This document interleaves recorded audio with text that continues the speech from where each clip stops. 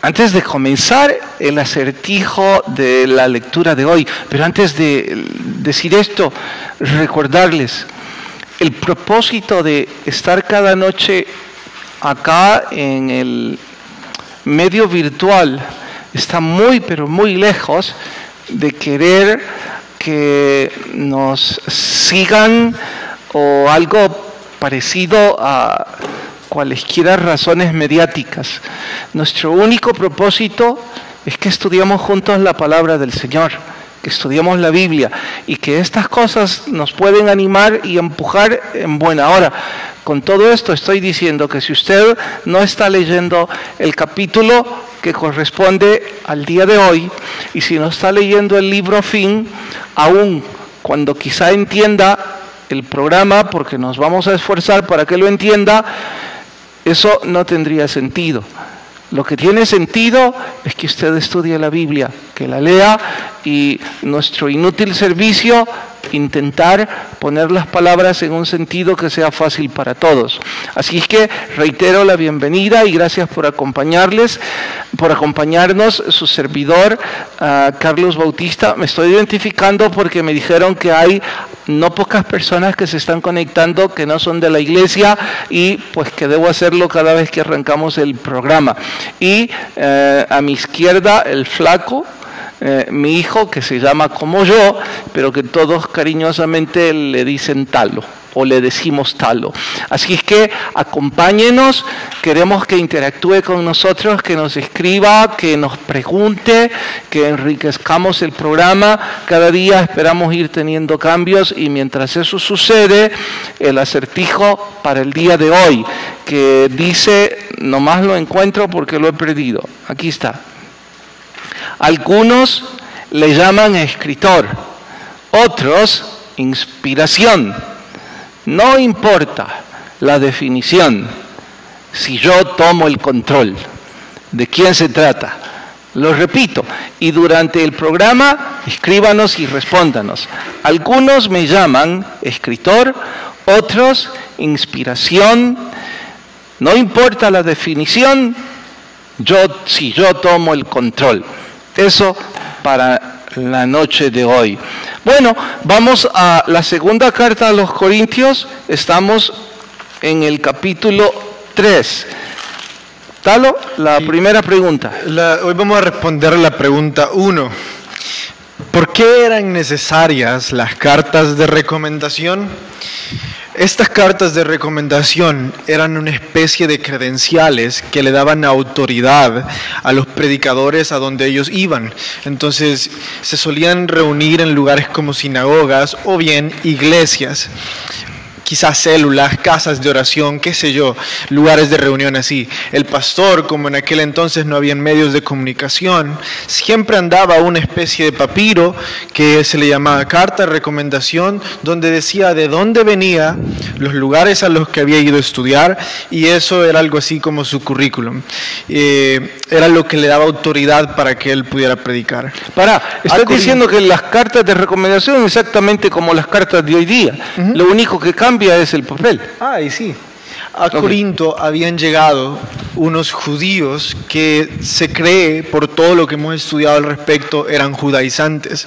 Eso quiere decir que venían de la religión antigua del judaísmo. Algunos pueden creer que fuiste redundante. Explica que es un judaizante, porque dijiste que eran judíos, pero luego judaizantes, explica que no es lo mismo. Un judaizante es un practicante del judaísmo, que es la religión, algo así como ortodoxa de la ley, la antigua, y que no creían en Jesús. Definámoslo por eso.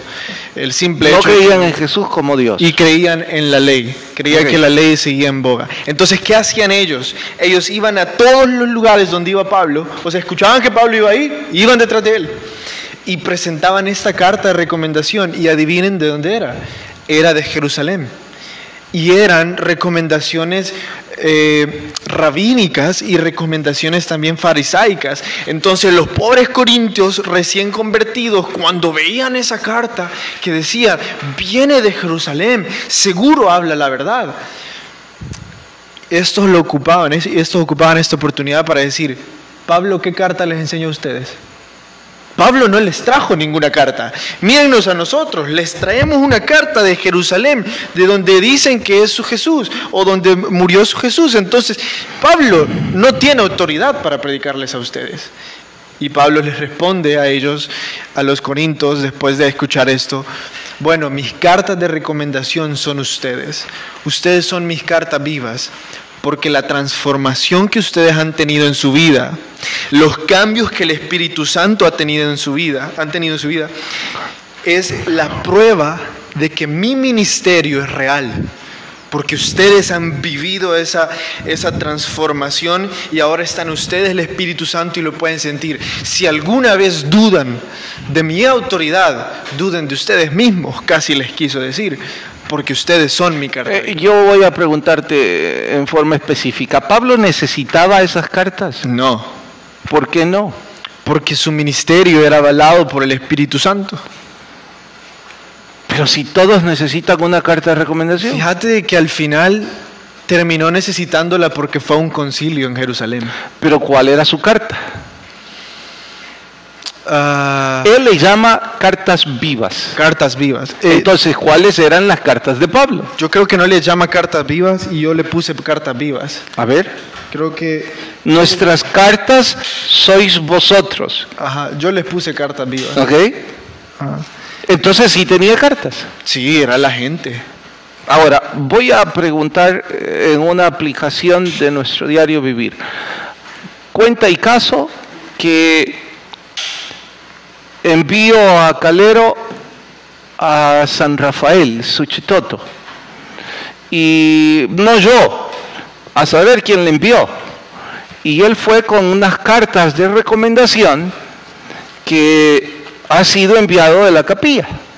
Y lleva el logo de la capilla y lleva sello de la capilla y llega allá a San Rafael y dice que el pastor Marcelo carece de autoridad.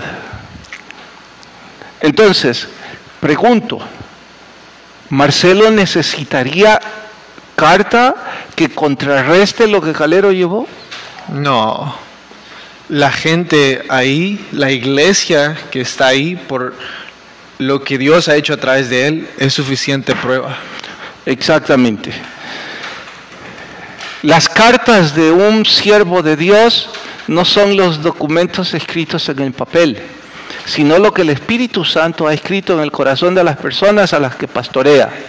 Esa es la razón por la que cada vez que yo voy a una de nuestras filiales, les ruego, ni siquiera, yo sé que los pastores lo hacen por cariño o por alguna deferencia con este servidor y siempre me presentan y dice, está con nosotros el pastor, quiere que le salude, y yo siempre digo, no quiero ni saludarles, no porque quiero parecer descortés, sino porque en realidad la Biblia dice que las ovejas reconocen la voz de su pastor y lo siguen. Y el pastor ahí es el ángel que Dios envió, en este caso es Marcelo. Entonces, no importa cuántas cartas de recomendación yo pueda llevar, porque el siervo que el Espíritu Santo usó es a Marcelo para ministrar a esas personas. Y eso es lo que Pablo le está diciendo a los corintios. ¿Para qué va a necesitar cartas? Y que si quiere se las escribe, pero ¿qué más que ellos? Sabes que muchas veces en los ministerios deportivos yo sufrí con los líderes que habían algunas personas malagradecidas que lejos de intentar ayudar a los líderes se sublevaban en contra de ellos como que si estuvieran siendo, como que si les estuvieran pagando casi. Entonces, al estudiar esto yo me pregunto, si esas personas no se darán cuenta que tenían una liga a la cual jugar, tenían la oportunidad de estar en un lugar seguro, no tenían que preocuparse de nada, porque Dios había puesto a ese líder ahí para ser autoridad. Entonces, es una aplicación quizás para nuestra vida. Pero dale, vamos a la segunda mejor. ¿Cuál es el contexto en el que se usa el versículo 17?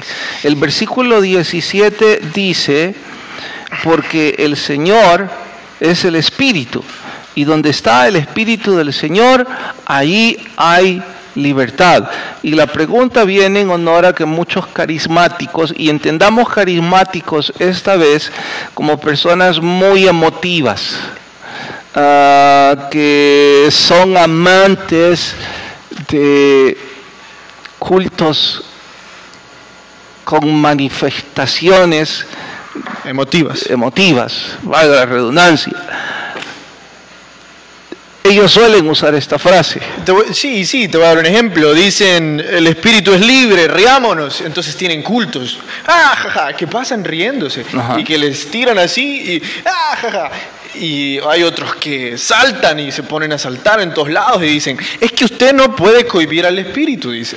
Porque aquí dice que donde está el espíritu del Señor hay libertad. Donde está el espíritu del Señor hay libertad. Ahora, Pablo está trayendo todo un punto y lo está desarrollando, y el punto es que los judíos siguen sin tener esa libertad espiritual porque siguen sin saber la verdad, siguen engañados, siguen con un velo creyendo cosas que no son, y les da un ejemplo que ha causado controversia incluso en la iglesia de hoy. Hoy seguimos practicando cosas porque no entendemos esto. Moisés, si nos recordamos, cuando subió al monte Sinaí a pasar tiempo con Dios y regresó, él venía brillando. Entonces hay algunos que creen que Moisés se tapó porque no quería como impactar a las personas. Entonces dicen que él lo hacía por humildad delante de Dios y delante de la gente. Pero aquí Pablo nos explicó que la verdadera razón por la que él lo hizo, que se tapó, era porque no quería que la gente se fijara que el brillo de su rostro menguaba entre más tiempo transcurría fuera de la presencia del Señor, más menguaba el brillo. Entonces él no quería que ellos se dieran cuenta. Él regresaba al monte, volvía a brillar, y tapaba, y así.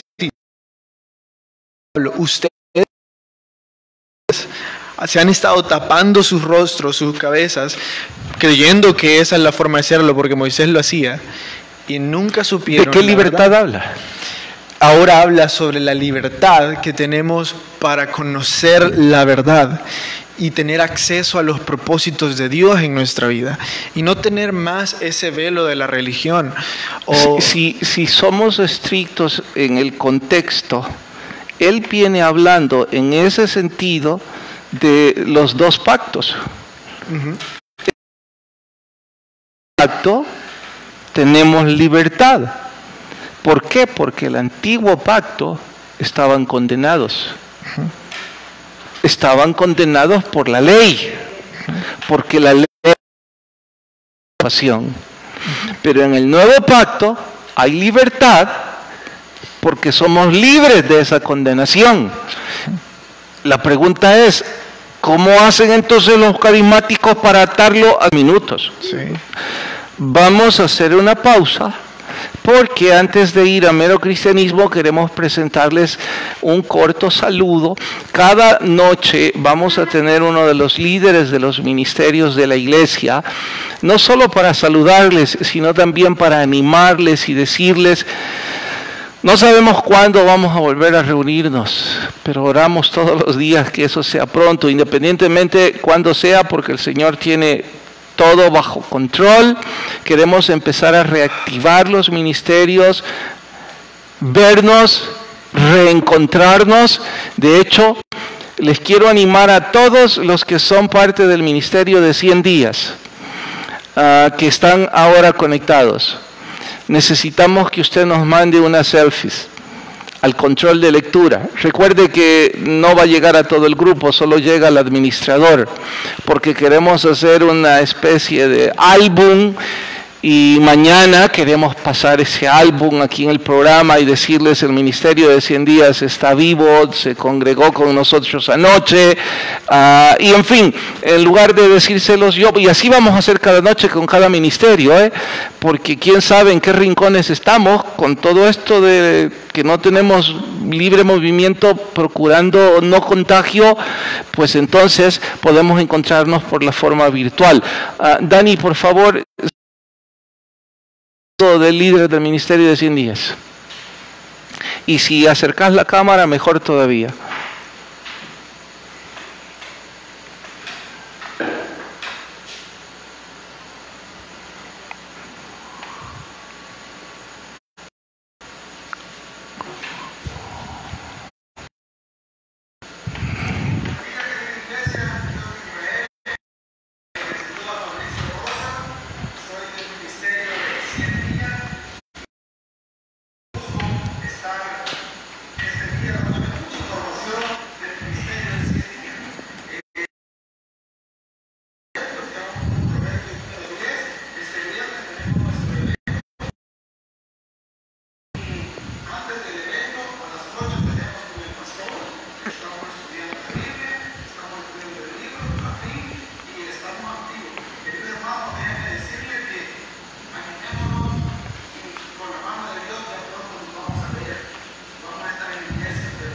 antes de eso, estamos vía redes sociales, vía Zoom, vía Facebook, y para meterse a 100 días, a las 9 de la noche lo estamos tirando en directo también el evento, testimonio, alabanza, oración, y estamos animando unos a otros. Este viernes hubieron 68 hermanos activados vía Zoom, fue de una gran bendición. Tuvieron los hermanos de Honduras, Costa Rica y uno de Boston, de Estados Unidos, y muchos de acá de El Salvador, y muchos hermanos se nos están uniendo. La señal de quién se nos ha ido. ¿No tenemos salida? ¿Regresamos? Me dicen que tenemos problemas de señal. Wow. ¿Y ahora estamos al aire, no? Bueno, mil disculpas. Fuera de nuestro alcance cuando la señal se pierde, pero gracias por seguir con nosotros y vamos a mero cristianismo. La pregunta que vamos a ver hoy es ¿por qué? ¿Cuál es la evolución de un hombre? Entonces, o cuál sería la otra, o cuál podría ser la evolución que sufre un hombre, que es la primera pregunta. Esa es verdad. Espérame, vamos a hacerla bien.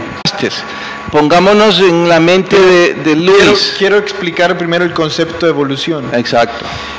Evolución no es lo que nosotros tenemos concebido por el concepto de la creencia científica de dónde viene el universo, sino que es un cambio. Evolucionar es un cambio o una transformación que deja atrás algunas fallas de cualquier cosa. Simple y sencillamente, evolución en el concepto más estricto es subir un grado. No necesariamente subir, sino que dejar atrás fallas y transformarse y cambiar algo. Eso es subir. Lo que pasa es que hay cosas como enfermedades que evolucionan. Eso es subir. Dale, pues, baja para abajo. Bueno, seguí. Y entonces, una vez... El hombre no ha evolucionado desde que tenemos en la historia del hombre. Exacto. Al contrario, el hombre está involucionando. Cada vez más. El hombre cada vez va para atrás. Entonces, en forma muy académica, Luis pregunta, si es que existiera la evolución, ¿cuál es el siguiente paso? Pensemos cómo un hombre podría dejar sus fallas y transformarse a una mejor versión de sí mismo. No hay, humanamente hablando no existe. O si no, ya lo hubiéramos hecho. Exacto, entonces por eso vamos a espiritualizarlo. Sí, y si aún no lo querés espiritualizar... No, ahora dale. Es curioso que la única forma en la que un humano puede evolucionar es aceptando que no puede hacerlo por sí mismo, o sea, aceptando a Cristo. Y en ese sentido sí va a subir un grado. Sí. Porque dice que habrá transformación de este cuerpo, que seremos glorificados y resucitados a una nueva vida. Y en esa dirección, por supuesto que el próximo paso del hombre entonces sería, en una sola palabra, resurrección. Y a eso es a lo que Luis se refiere. Luego, el 99% de las cosas que nosotros creemos, las creemos por autoridad. La pregunta puntual es, a ver si la tenés ahí. Sí, eso. ¿Qué significa? ¿Qué significa que las cosas que creemos, el 99% son por autoridad? Es que hay muchas de las cosas, y en realidad son muchísimas, mientras yo estaba pensando en los ejemplos, que nosotros creemos sin haber probado o sin haber visto. Yo creo que vos no has ido a Europa, ¿verdad? No. Yo tampoco. Entonces, ¿cómo vos y yo creemos que existe Europa? Pues que ahora que lo has dicho ya lo dudé. No, y sí, porque algún recurso científico o geográfico... Miles de evidencias que nos han dicho de que Europa está al otro lado del Atlántico. No evidencias, la autoridad de lo que nos han dicho. De lo que nos han dicho. Otro ejemplo, yo sé que ningún humano puede ver un átomo. Pero todos decimos que hay un átomo. Pero todos hablamos sobre cómo se desintegra un átomo y de ahí podés... No vayas lejos, hablamos del virus. Y sí. Prueba de ello es que estamos encerrados por miedo al famoso virus. Sí. Y nunca lo hemos visto. No. Ni lo vamos a ver, entonces ¿por qué creemos? Estaba a punto de decir otra cosa, pero... ¿Por qué creemos? ¿En el virus o...? En el virus. Porque nos han dicho. Porque las autoridades en salud nos han dicho que lo que está matando a nuestra gente pues es un virus. Entonces, la prueba de que realmente creemos muchas cosas porque nos lo han dicho autoridades, no es que el problema es que hay un público altamente crítico que cuando escuchan algo así piensan que la religión es algún tipo de adoctrinamiento masivo que empuja al comportamiento rebañego con tal de que hagan las cosas que un hombre quiere.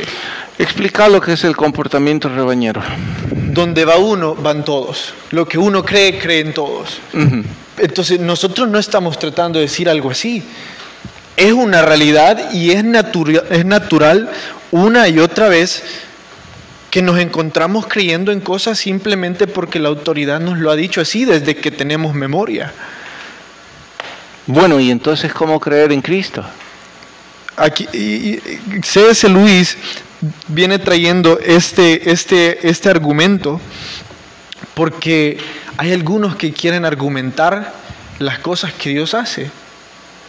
Entonces C.S. Lewis dice, y si ustedes no argumentan ni siquiera con sus autoridades que les dicen dónde está Europa o qué es Europa, ¿por qué creen que pueden debatir con Dios creador o con el Rey de Reyes, el Rey del universo? Si no pueden debatir si el átomo existe. Y que sí nos han dicho que el Señor existe desde el principio de la historia. Uh-huh. Entonces, si vamos a hablar por autoridad escrita u oral de nuestros antecesores, tenemos de sobra. Uh-huh. Hay que aceptar la realidad que hay algunas cosas que las conocemos y que las creemos porque nos lo han dicho. Bien, tenemos preguntas de internet, pero no tenemos el tiempo que queremos, así que al menos una podemos responder. Sí, tenemos 4 minutos. Creo. No, ya son 2 minutos. No, ¿verdad? También mi reloj se detuvo. ¿Eso nos dicen? ¿Que se cortó el video? Bueno, entonces debemos volver a poner en los minutos que nos quedan, debemos volver a poner el video. ¿Aparece eso? ¿Las personas nos lo están pidiendo? Bueno, entonces los 4 minutos que nos quedaban, el video dura 1:90, 1:60, así que por favor, Dani, ¿lo podés correr? Como ya pronto vamos a enviar las guías, entonces las preguntas van a estar resueltas, pero si queremos tener contacto con los líderes de nuestros ministerios y con las personas que son parte del ministerio de 100 días, por favor envíennos fotos porque mañana las vamos a proyectar, no sé si eso se escuchó o no. De hecho, mi teléfono sigue sin señal todavía, ¿el tuyo está bien? Bueno, corramos entonces el video, ¿está listo?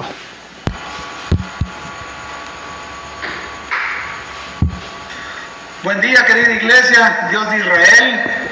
Les saluda Fabricio Rosa, soy del ministerio de 100 días y para mí es un gusto estar este día dándole mucha información del ministerio de 100 días.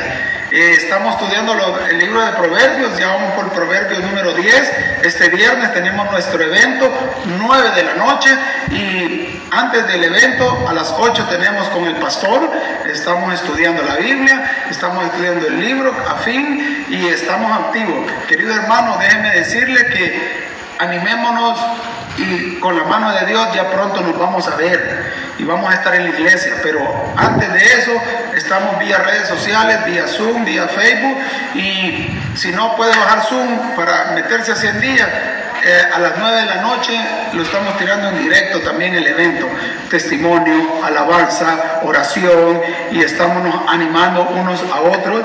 Este viernes hubieron 68 hermanos activados vía Zoom, fue de una gran bendición. Tuvieron unos hermanos de Honduras, unos de Costa Rica, unos de Guatemala y unos de Boston, desde Estados Unidos, y muchos de acá de El Salvador, y muchos hermanos se nos están uniendo. Y animémonos, hermanos, ya pronto nos vamos a ver, y como 100 días estamos activos en la iglesia, el ministerio está trabajando y estamos orando por las necesidades de cada uno, y el hermano que está a la par le va a ayudar, va a orar, y lo vamos a visitar, hermano, con el amor de Cristo, porque Dios nos va a cubrir. Y en Juan 16:33 dice que confiemos, porque el Señor ya venció el mundo y Él resucitó al tercer día y hoy está con nosotros. Entonces ya pronto nos veremos como Ministerio de 100 días. Les doy un saludo y muchas bendiciones, y pronto nos veremos. Pero conéctese y pueden mandarme su número, yo lo agrego al WhatsApp, al club de lectura, y nos vemos, hermanos. Bendiciones. Bien, vamos a terminar recordando el versículo que debemos memorizar. Y el acertijo, gracias por recordarme, estaba a punto de terminar sin resolverlo. ¿Respondieron en internet? Una persona dijo Pablo, otra dijo el testimonio, y la mayoría dijeron el Espíritu Santo. Bien, el que toma el control de nuestras vidas es el Espíritu Santo. Así es que el acertijo, la respuesta era el Espíritu Santo. Juan capítulo 16, versículo 33. Sé que hay personas cercanas, amigos o familiares, compañeros de trabajo, que están acongojados. El virus está en forma directa afligiendo sus corazones. La palabra de Dios es un consuelo gratuito y eficaz. Memorícelo. Cualquiera que le hablen o le pregunten o le diga algo de tristeza o de preocupación, no hay mejor respuesta que la palabra. De ahí que Juan capítulo 16, verso 33, estas cosas os he hablado para que en mí tengáis paz. En el mundo tendréis aflicción, pero confiad, yo he vencido al mundo. Recuerde que para confiar hay que creer, no es asunto de sentir, es creer, luego de creer aceptar su promesa y rendir nuestra voluntad. Eso lo aprendimos ayer en el sermón. Hay que poner en práctica la palabra de Dios cada día. Hoy debimos haber rendido nuestra voluntad a todas esas cosas que nos roban la paz. En el mundo tendréis aflicción, pero confiad, yo he vencido al mundo. Si usted aún no conoce a Jesucristo, haga la oración y ponga a Jesús en su vida. Cuando este programa termine, en Facebook estaremos publicando la foto de los números. Usted puede pedir consejería, o si no, llame a su amigo, a su familiar, y que le guíe en cómo hacer la oración. La Biblia nos enseña que el que tiene oídos, oiga lo que el Espíritu dice a la iglesia, y nos despedimos con el saludo del Club de Lectura. Gracias por acompañarnos y que la paz del Señor se quede con todos nosotros. Les esperamos mañana, misma hora.